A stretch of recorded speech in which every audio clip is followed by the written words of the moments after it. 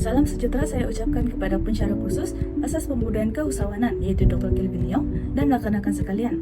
Hari ini kami akan membentangkan mengenai Business Model Canvas BMC Draft Report serta menunjukkan dua produk idea perniagaan kami. Nama syarikat kami ialah Dan Enterprise. Perkataan Dan Enterprise ini menunjukkan ahli dalam syarikat merupakan gabungan pelajar universiti yang berusaha untuk mendapatkan anugerah dekan sambil bekerjasama untuk membuka sebuah perniagaan.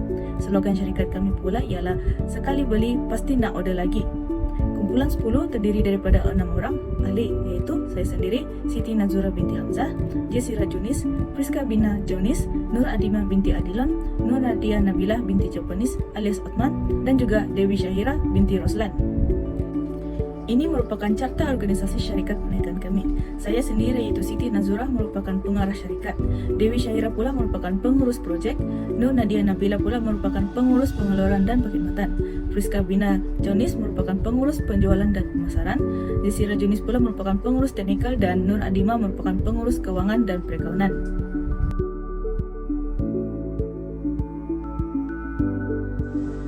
Assalamualaikum dan salam sejahtera kepada Dr. Kelvin dan rakan-rakan sekalian. Saya Nur Nadia Nabila binti Japanis alias Osman akan memulakan pembentangan mengenai pilihan produk pertama kami yaitu Manggabu Asam Boy. Sebelum itu, Manggabu Asam Boy merupakan campuran antara buah mangga dan jambu yang digabungkan sehingga menjadi jeruk.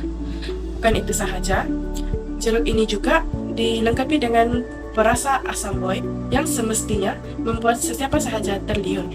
Mengapa kumpulan kami memilih produk ini adalah kerana yang pertama, bahan yang mudah diperoleh.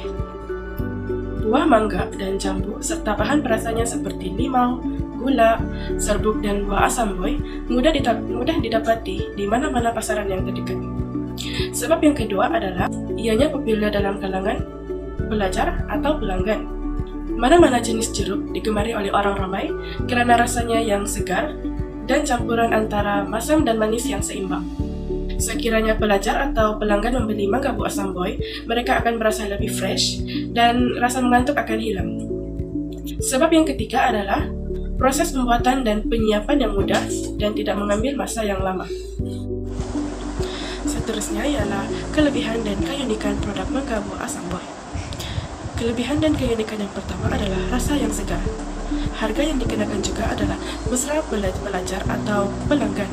Atau dalam erti kata yang lain, harga yang bakal dikenakan adalah mampu untuk dibeli oleh setiap orang. Yang ketiga, kami juga menyediakan keistimewaan kepada pelanggan tetap, di mana kepada mereka yang sering membeli produk ini, kami akan mengenakan diskaun atau mengurangkan harga kepada mereka sebagai tanda penghargaan. Kelebihan yang keempat adalah menggunakan bahan yang baik untuk kesihatan, terutamanya dari segi pencernaan, memandangkan buah mangga dan jambu adalah fiber. Itu sahaja dari saya.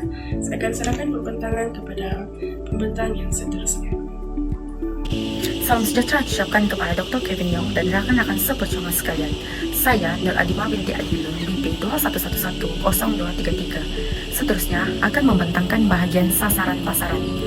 Sasaran pasaran ialah sekumpulan pelanggan yang menjadi sasaran kepada sesuatu produk atau perkhidmatan dalam sesuatu perniagaan.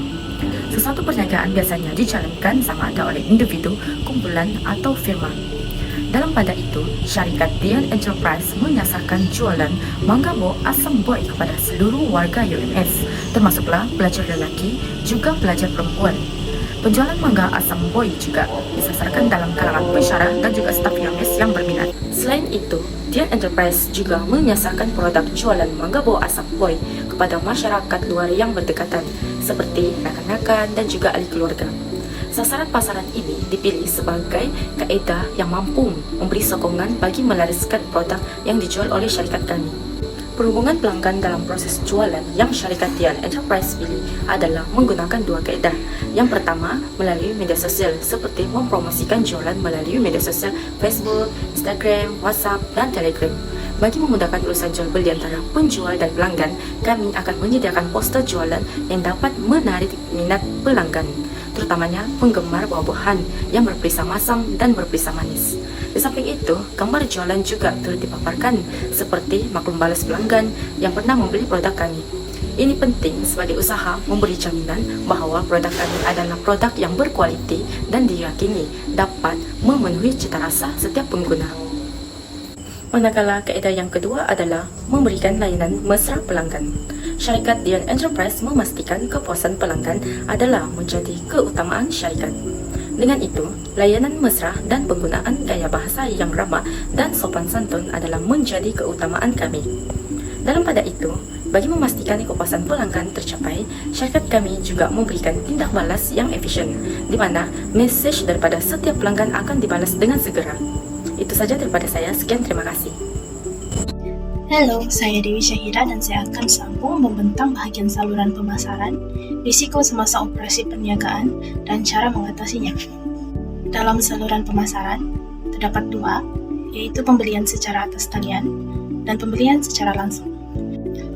Baiklah, pembelian secara atas talian adalah cara penjualan di mana pelanggan membeli produk melalui internet seperti laman web e-dagang atau platform jualan dalam talian seperti Lazada, Shopee, dan Facebook Marketplace. Selain itu, mempamerkan iklan produk melalui media sosial seperti Facebook, WhatsApp Story, dan Instagram. Pelanggan boleh memperoleh maklumat yang lengkap tentang produk termasuk harga, spesifikasi, dan review dari pelanggan yang telah membeli. Pelanggan boleh membeli produk dari mana-mana sahaja dan bila-bila masa dengan pembayaran secara atas talian ataupun cash on delivery. Manakala, bagi pembelian secara langsung adalah cara penjualan di mana pelanggan membeli produk langsung dari penjual. Pelanggan dapat memeriksa kualiti produk secara langsung sebelum membeli. Selain itu, pelanggan juga membuat bayaran secara tunai atau cashless dengan menggunakan Duit Now QR Pay. Baiklah, kita teruskan kepada risiko semasa operasi perniagaan dan cara mengatasinya. Dalam risiko perubahan harga, perubahan permintaan dan penawaran, pasar mempengaruhi harga buah. Keadaan cuaca dan musim buah juga mempengaruhi perubahan harga buah. Oleh itu, cara mengatasinya membuat pemantauan keadaan pasaran dan melakukan penyelesaian harga yang tepat. Kedua, produk mudah rosak. Semasa menjual, buah-buahan adalah produk yang mudah rosak dan buruk. Oleh itu, cara mengatasinya adalah menggunakan kaedah penyimpanan yang betul untuk memastikan kualiti buah terjaga. Oke, produk mudah rosak. Sebelum menjual, buah yang tidak segar menyebabkan pelanggan tidak puas hati dan kurang keyakinan untuk membeli. Maka, cara mengatasinya adalah dengan memastikan buah segar dan tiada kerosakan. Hal ini dilakukan dengan memeriksa setiap buah secara individu sebelum sedia dijual.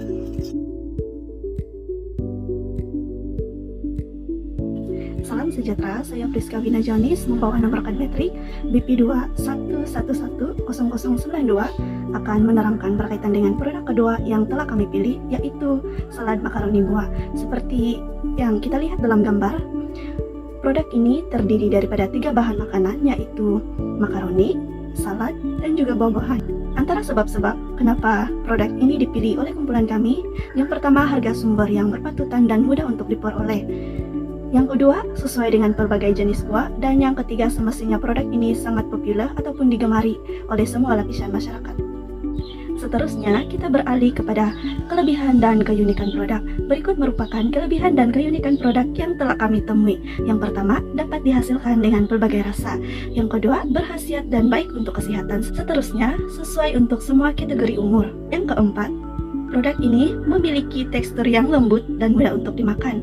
Yang kelima, bentuk dan warna bahan yang menarik dan menyelerakan. Dan yang terakhir adalah harga pasaran yang berpatutan dan sesuai dengan kos sasaran. Maksudnya di sini, yang merupakan harga mesra pelanggan. Salam sejahtera, nama saya Jessica Junis dengan nomor metrik BP21110311 dan saya akan membentangkan tentang sasaran pelanggan dan perhubungan pelanggan. Dari segi sasaran pelanggan yang telah kami pilih adalah warga UMS yang terdiri daripada pelajar UMS, pensyarah, dan juga staf-staf yang bekerja di dalam UMS. Kemudian sasaran pelanggan kami juga terdiri daripada masyarakat luar yang terdekat. Ini melibatkan masyarakat luar yang tinggal berdekatan dengan kawasan UMS dan juga melibatkan kenalan terdekat penjual sendiri seperti ahli keluarga dan rakan karib. Dari segi perhubungan pelanggan pula, aspek media sosial akan menjadi pusat yang penting untuk penjual berhubung dengan pelanggan. Ini karena penjual akan mempromosikan jualan dengan menggunakan platform media sosial, Facebook, dan juga Instagram untuk menarik minat pelanggan. Dengan cara ini, pelanggan akan boleh mengetahui tentang maklumat berkaitan dengan jualan melalui poster-poster dan gambar-gambar yang akan dikongsikan oleh penjual di dalam platform media sosial tersebut. Lalu, pelanggan juga boleh membuat pesanan dan berkomunikasi dengan penjual secara dalam atas talian melalui platform media sosial Instagram dan juga Facebook ini.